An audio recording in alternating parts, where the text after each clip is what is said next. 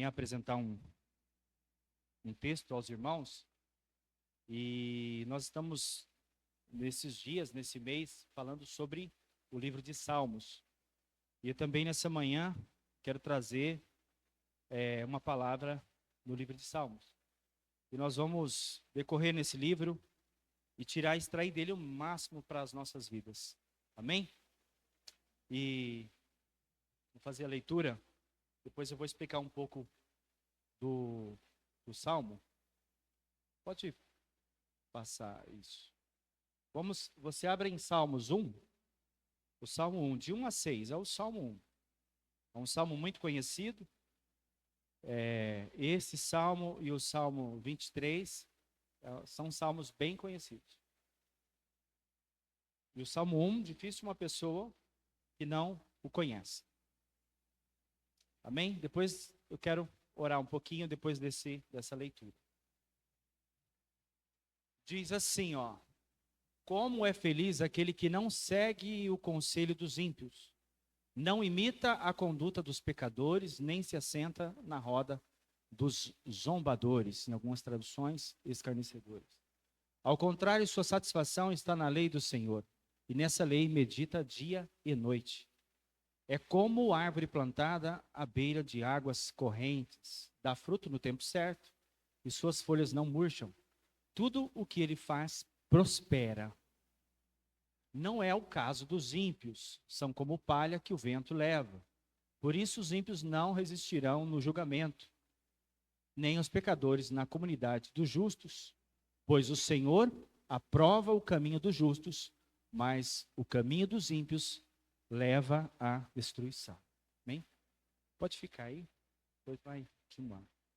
Eu quero orar por essa palavra, para que o Senhor venha trazer em cada coração aqui. Essa palavra, primeiro, ela tem que falar comigo. Primeira coisa, ela tem que me transformar, para que depois eu possa trazer ela para você. E eu estou muito sensível aqui nessa manhã, porque essa palavra mexeu comigo. E eu tenho certeza que vai mexer com você. Amém? Certeza. Vamos orar então. Fecha os teus olhos. E vamos orar agora. Pai, em nome de Jesus, queremos te agradecer por essa manhã, por esse dia, por esse início de semana. Nós começamos a semana bem, porque começamos a semana no Senhor. Começamos na tua casa, começamos a semana buscando o que é em primeiro lugar em nossas vidas. Entregamos a primícia da semana, que é esta manhã ao Senhor. Que o Senhor venha falar com a tua palavra a cada coração aqui, cada um de nós possamos receber da porção que o Senhor tem para nós. Que esta palavra seja uma chave nas nossas vidas. Que venha destravar todas as portas fechadas.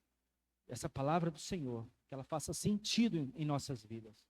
Pois a palavra do Senhor, ela é viva e eficaz sobre nós. Que os nossos corações nessa manhã estejam abertos, que os nossos olhos espirituais e ouvidos espirituais estejam abertos e atentos a tudo aquilo que o Senhor vai falar conosco nessa manhã. Assim, oro a Ti por cada vida, por cada família aqui representada, por aqueles que não estão aqui, mas de alguma maneira possam alcançar a Tua mensagem, possam ouvir a Tua palavra. Assim, oro a Ti nessa manhã, em nome do Senhor Jesus. Amém. Irmãos, o Salmo, eu quero dar um adendo aqui de introdução no Salmo 90, no Salmo 1, no livro de Salmos. E é um livro bem extenso na Bíblia. É difícil alguém que não abra, pessoas que acabaram de se converter, de ter acesso à Bíblia, não começar a fazer leituras do livro de Salmos. É bem provável que, ou seja, a maioria das pessoas que se achegam, elas têm acesso rapidamente ao livro de Salmos. E Salmos, além de ser um livro muito longo, ele é um livro extenso na Bíblia. São 150, não é isso? São 150 poemas, vamos dizer assim. Aqui, quando comecei, eu coloquei ali Inário Judaico. Ele é um inário judaico. Ele é um livro de canções, de poemas judaicos, aonde ali tem todo tipo de oração em forma de poema. em forma de louvor, em forma de cântico, de hino. E esses 150 poemas, eles foram escritos num tempo de aproximadamente 1000 anos. Se eu não me engano, o Roberto Cefas falou sobre isso aqui, que trouxe também uma palavra em Salmos. O livro dos Salmos também tem vários autores, como Davi, tem também Asaf, os filhos de Corá, Moisés, Salomão, Etã e outros autores desconhecidos. Então, muita gente escreveu Salmos, principalmente Davi. Davi é um dos autores, é um dos maiores autores do livro de Salmos. Mas todo salmo é edificante para a nossa vida, independente de quem o escreveu. Porque quem o escreveu foi inspirado por Deus. Então a palavra, ela é bênção para nós. Nesses livros, é um compilado de 5 livros. Estou fazendo uma adenda aqui para vocês, a introdução, para falar tudo sobre a base do salmo. Ele do Salmo 1 até o Salmo 41 é chamado de primeiro livro. Do 42 ao 72 é o segundo livro. Do 73 ao 89 é o terceiro livro. Do 90 ao 106 é o quarto livro. E do 107 ao 150 é o quinto livro. Assim como o Pentateuco são 5 livros, também o livro de Salmos são 5 epístolas. São 5 livros, rolos, na verdade. São rolos de Salmos e provavelmente do 1 ao 41 são salmos totalmente de Davi. E depois está inseridos no decorrer do texto aqui. Mas tem muitos salmos ainda que não foram descobertos os seus autores, como eu disse. E aí temos salmos de louvor, temos salmos de lamento, temos salmos de penitência e temos salmos messiânicos. Todos esses salmos estão inseridos, essas orações estão envolventes nos salmos. Muitas vezes ele começa com lamento, mas termina com alegria. Nós temos salmos de muita adoração. Você vai ver na leitura do livro de Salmos uma pausa, tem uma pausa. Então, para quem tem acesso a músicas, você vai ver que essa pausa é um tempo de retomar a canção. E assim por diante. Amém? Então, no Salmo 1, eu queria deixar a introdução do Salmo para você, para mim. Essa é a parte mais de introdução. Porque quando eu vou pegar um texto para ler, eu gosto de extrair o máximo dele. Eu gosto de ficar cavucando no texto até achar o máximo de informações possíveis. E principalmente dentro do contexto da época. Isso também é uma coisa que me cativa muito. Por isso que a palavra eu busco, porque ela fala comigo desse jeito. Você vai descobrir no Senhor um jeito da palavra falar com você. Descubra. Do seu jeito a palavra fala com você. Você tem que descobrir a forma que fala com você. Amém? Então no Salmo 1, ele vai dizer assim: como é feliz aquele que não segue o conselho dos ímpios, não imita a conduta dos pecadores e nem se assenta na roda dos escarnecedores. Esse como é feliz, então você imagina que traz essa palavra para você, como é feliz. Mas como é feliz aquele que faz isso? Como é feliz aquele que não se assenta? Que tipo de felicidade é essa? É muito mais do que feliz, mas é muito feliz. É muito abençoado aquele que faz isso. Então, eu quero já deixar aqui um título para essa palavra, que é a chave para o sucesso. Amém? A chave para o sucesso. Ele começa: como é feliz aquele que não faz isso, aquele que não faz aquilo. Ele é feliz, ele é muito feliz, ele é bendito, ele é abençoado. Ele não se cabe de felicidade. Aqui, o rei Davi está trazendo esse salmo e dizendo como é feliz aquele que não se assenta, aquele que não busca conselho dos pecadores, aquele que não se assenta na roda dos zombadores. Então, o que é aqui no caso, como é feliz, você vai ver Como é feliz aquele que não se assenta.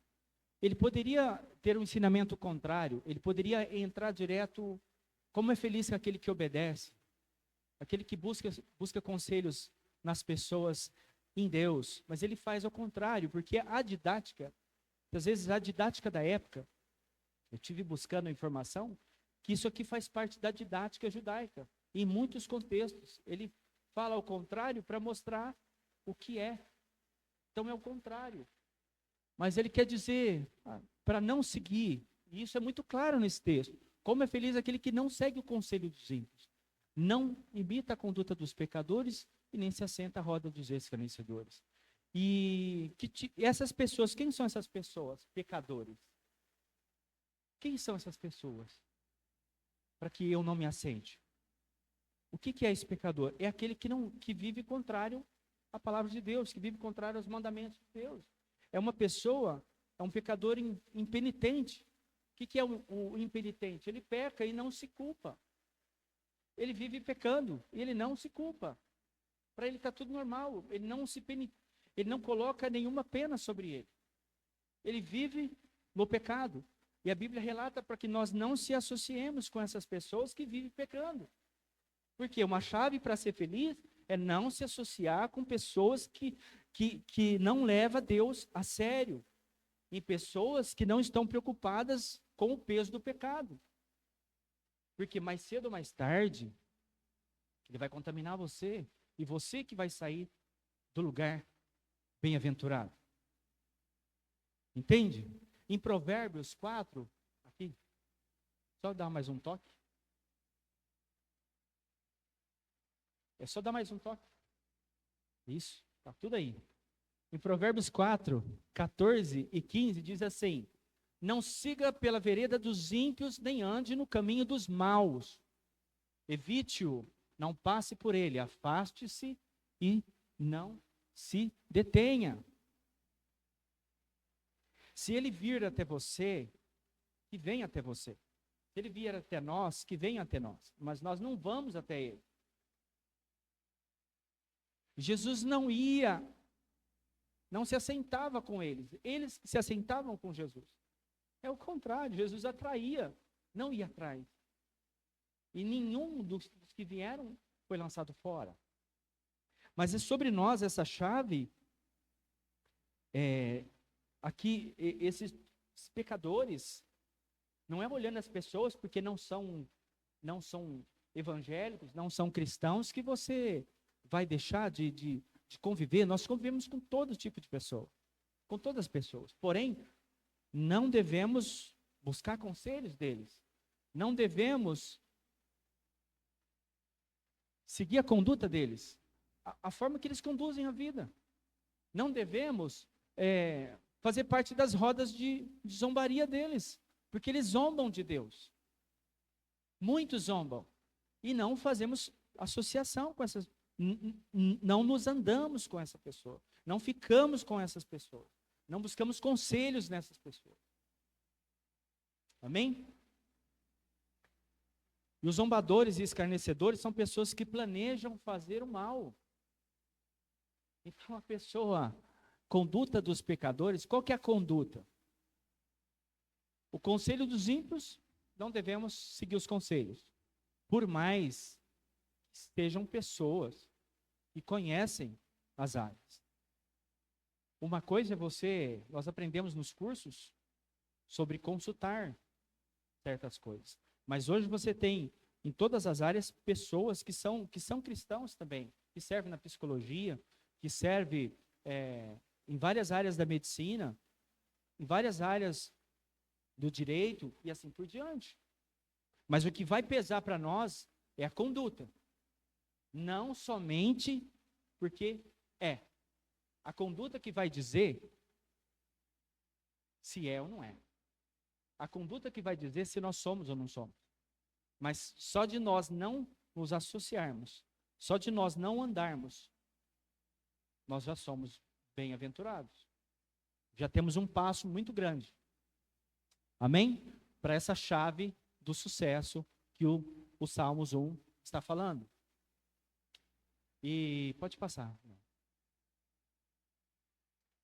E o 2 vai dizer assim: ao contrário, sua satisfação está na lei do Senhor, e nessa lei medita dia e noite, de dia e de noite. É uma pessoa que, ao contrário do que ele não busca conselhos, ele não se assenta, ele não procura ficar nas rodas, mas ao contrário disso, ele ainda busca a sua satisfação na lei do Senhor. O que é isso na lei do Senhor? As leis do Senhor são mandamentos. As leis do Senhor, podemos colocar no contexto da época os 10 mandamentos, os ensinamentos orais, e também podemos colocar os ensinamentos de Cristo para hoje, para as nossas vidas. Amar a Deus sobre todas as coisas e ao próximo como a ti mesmo. As outras coisas estão inseridas nas leis do Senhor. Nós como cristãos, não precisamos decorar os 10 mandamentos. Automaticamente nós sabemos o que é certo e o que é errado. Sabemos ou não? Sabemos. E muito mais agora, conhecendo o Senhor Jesus, vindo para a fé. O Evangelho, ele traz uma transformação na nossa vida. E andar nesse Evangelho nos faz ter mudanças de vida. Andar nesse Evangelho nos faz ter essa mudança. Em Deuteronômio, coloca aqui, Miguel. Em Deuteronômio 17, no 18 e 19, diz assim, ó: quando subir ao trono do seu reino, mandará fazer num rolo uma cópia da lei que está aos cuidados dos sacerdotes levitas para o seu próprio uso.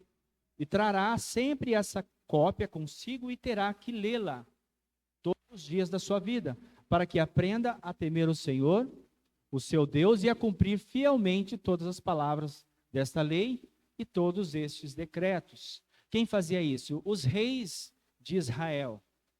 Eles tinham esse costume de imprimir esse rolo com o mandamento da lei do Senhor, e todos os dias ele tinha que ler. Agora você entende por que Davi escreve esse salmo, e no versículo 2 ele diz: e ao contrário, sua satisfação está na lei do Senhor? E lê dia e noite? Porque isso era natural de um rei, ler as leis do Senhor todos os dias, para que ele não esquecesse quem ele é. Ele teria que ser um rei humilde. Lembrar que ele faz parte do povo. Que ele é o rei, mas faz parte do povo. Para que não suba sobre ele o ego. E olha, que Davi tinha tudo para ter um ego lá em cima. Não tinha? Mas Davi era um adorador. Adorador. Davi era rei antes de ser rei. A diferença de quando alguém é colocado no lugar e alguém que é e foi chegando nesse lugar. Alguém que é colocado, ele pode subir o ego. Mas alguém que sempre foi, não vai fazer diferença. Uma coisa é esse copo está aqui e você colocar ele aqui. E outra coisa é ele estar aqui, você colocar ele aqui. Não mudou nada para ele. Ele sempre fez isso. Ele sempre foi.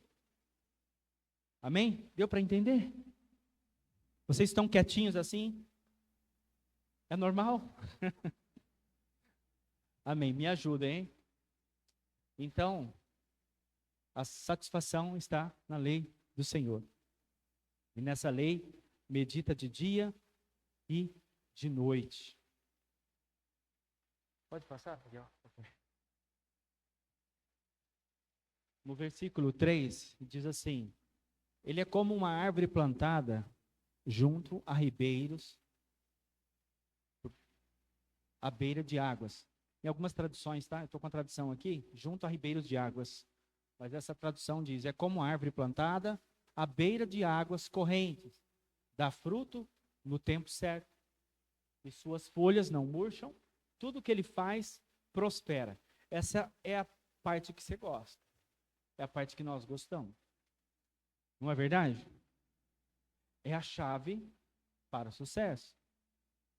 Se nós falarmos assim, fale assim, chave para o sucesso. Você quer essa chave? Quanto que ela vai custar? Nada. Vai custar obediência. Vai custar colocar em prática. Só isso. O sucesso, a prosperidade não é aquilo que nós imaginamos que seja. Se nós começarmos a ouvir os conselhos dos ímpios, nós vamos mudar a palavra prosperidade para dinheiro. E não é só isso, faz parte. Talvez para alguns, talvez para outros. E dá fruto no tempo certo. Jeremias 17:8. Jeremias 17:8 diz assim, ó. Ele será como uma árvore plantada junto às águas e que estende as suas raízes para o ribeiro. Jeremias está falando isso. Ela não temerá quando chegar o calor, porque as suas folhas estão sempre verdes. Não ficará ansiosa no ano da seca, nem deixará de dar fruto. Que coisa, até a árvore fica ansiosa no tempo da seca. Muitas vezes nós ficamos assim, né? Não sabemos do amanhã. Não é assim? Ou só comigo? Essa palavra dá fruto no tempo certo. Eu até deixei ela de verde ali. Dá fruto no tempo certo. O que quer dizer isso? Você vai notar que muitas coisas que nós passamos na vida, nós queremos fora do tempo. E fora do tempo, o fruto não é bom. Não tem sabor. Tudo tem o seu tempo. Dentro de uma plantação, hoje, a maioria das plantações são enxertos. Enxertos. A maioria. Ela dá fruto o ano inteiro, mas tem a sua época de dar o melhor fruto. Que é onde tem mais preço. Onde tem mais preço, porque a qualidade é outra. Mas tem uma diferença quando nós pegamos uma planta que é enxerto. Ela pode não aguentar, porque ela foi feita fora de tempo. Ela foi acelerada ao tempo. Ela foi enxertada em uma diferente. E ela tem que ter uma adaptação muito rápida. Senão, ela morre. Ela pode até dar fruto, depois que ela pega. Mas os primeiros anos são adaptações da terra. Depois de algum tempo, posso falar depende da planta, 2 a 3 anos, dificilmente menos que 3 anos, ela começa a dar o fruto com mais qualidade. Mas todo fruto, muito interessante que ao desenvolver dessa palavra, eu caminho com o meu sogro todo dia, estou caminhando com ele de manhã, lá no bairro, e no desenvolver da palavra, dessa semana, eu falei assim, chama Sebastião, né? Tião, ele mexe um pouco com agricultura, né? Eu falei assim, as coisas dão fruto, as árvores, os pés de fruta dão fruto, cada um tem o seu tempo, né? Tem a sua época de dar um fruto melhor e tal. Você sabe disso, eu também sei. Mas ouvir de uma pessoa da área é diferente. Muitas vezes nós precisamos ouvir, falar para nós mesmos. Não, tudo tem o seu tempo. Tudo tem o seu tempo de dar fruto. Pronto, já entendi tudo. Entendi minha vida numa palavra. Tudo tem o seu tempo. Nós vemos que em Eclesiastes dá tempo para todas as coisas, não é verdade? Gente, mas esse tempo de dar fruto, você pode trazer para a sua vida e ver quantas coisas que você faz, ou que você deixou de fazer, ou fez, que não era o tempo. Não era o tempo. Não precisa levantar a mão, não. Mas eu fiz muito isso. Eu fiz muito isso.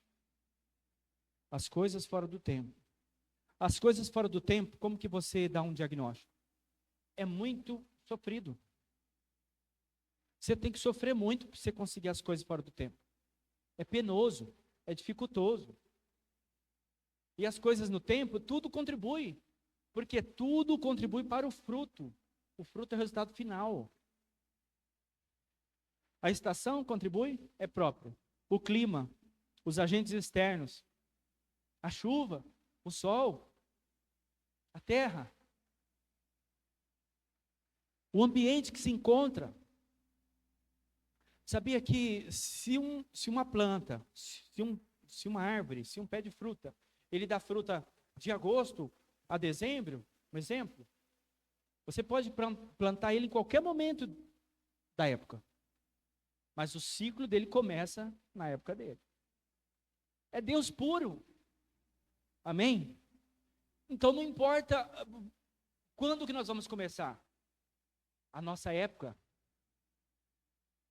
está pronta.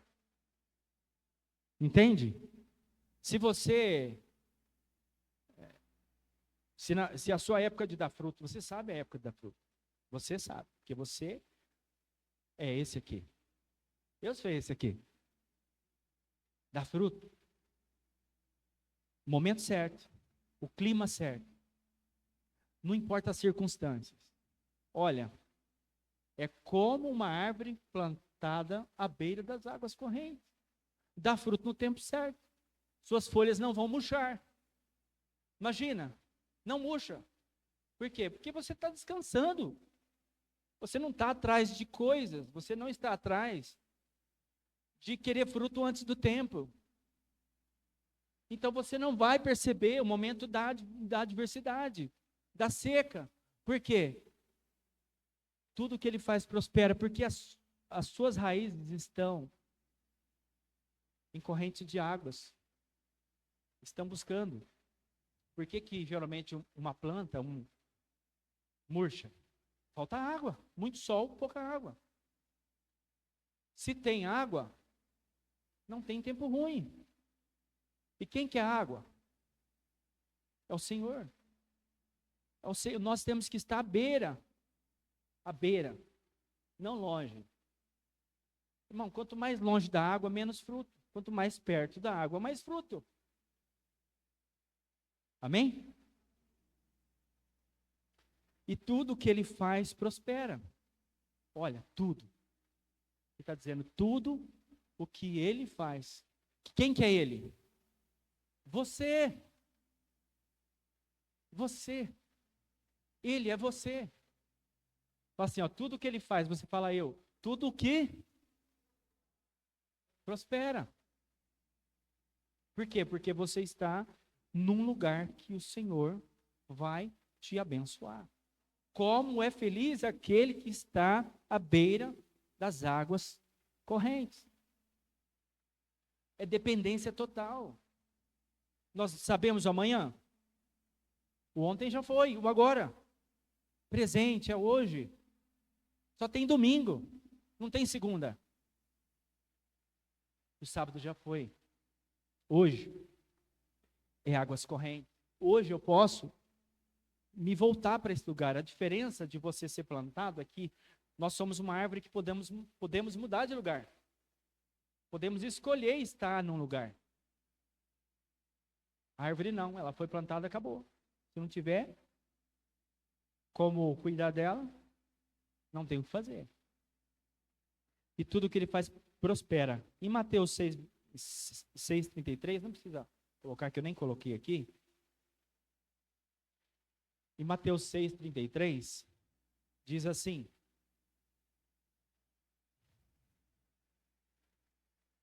Mateus 6:33 de cor, quem sabe? Buscai primeiro isso. E as demais coisas. Você viu que bênção é isso? Então, buscar primeiro o reino dos céus, o reino de Deus e a sua justiça. Os demais vão se acrescentando. Nada falta. Ele prospera. Aqui a palavra prospera, eu quero dar uma atenção para ela. Você já ouviu a pronúncia shalom? Shalom. Shalom é uma palavra hebraica. E quer dizer o quê? Paz. A palavra shalom, ela é um cumprimento. É um cumprimento. Mas ela é muito mais do que um cumprimento. Porque a palavra shalom, ela é mais do que paz. Ela quer dizer, sabe o quê, Júnior? Saúde. Sabe o que, Alexandre? Alexandre, prosperidade. Então, shalom não quer dizer paz, só. Quer dizer saúde, Júnior. Quer dizer, Alexandre, prosperidade. Quer dizer, Diego, organização. Shalom é uma raiz hebraica que quer dizer completude. Tiago, completude. O que é completude? É completo. Sabe o que quer dizer isso? Se você tiver papel e caneta, você anota isso aqui que eu vou te falar. Você sabe o que quer dizer? É assim, ó. Nada quebrado, nada faltando e nada fora do lugar.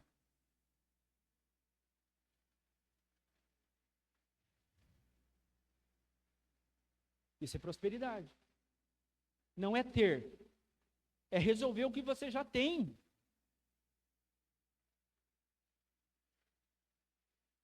Se você olhar o que você tem muita coisa, eu tenho muita coisa. Para que eu quero mais se nem o que eu tenho eu estou resolvendo? Eu preciso de voltar para mim e falar, Senhor, me perdoa. Eu tenho muita coisa. Eu tenho família, tenho igreja, tenho trabalho, tenho comida, eu dispensa, abre a sua dispensa. A gente tem tudo. Mas tem umas coisas na nossa vida que a gente vai deixando. E as coisas físicas são mais do que físicas, são espirituais. O nosso desleixo espiritual manifesta no físico.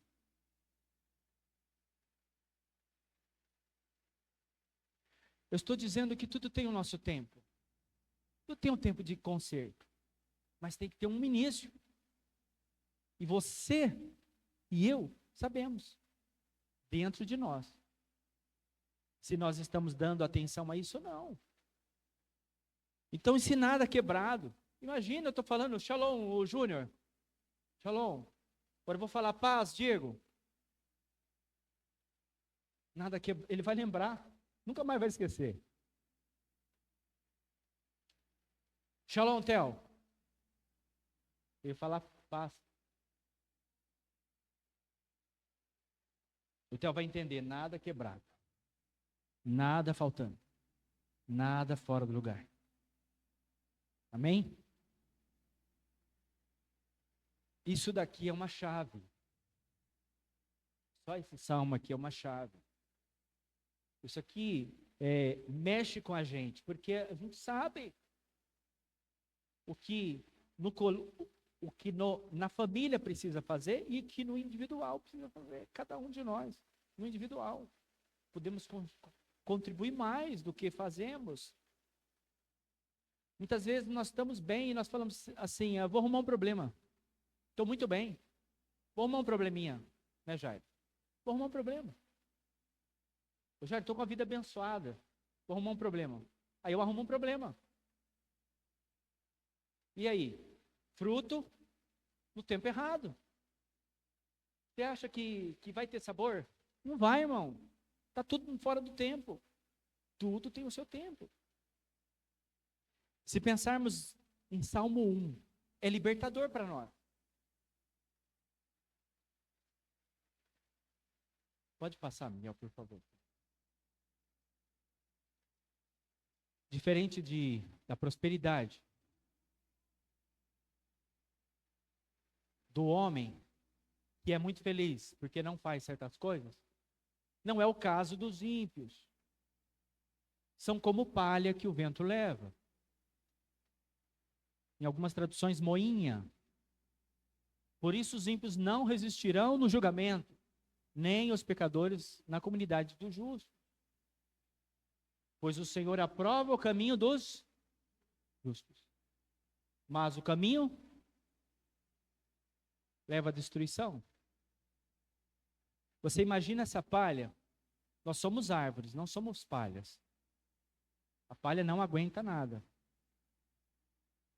Se passar o fogo na palha, vai embora, né?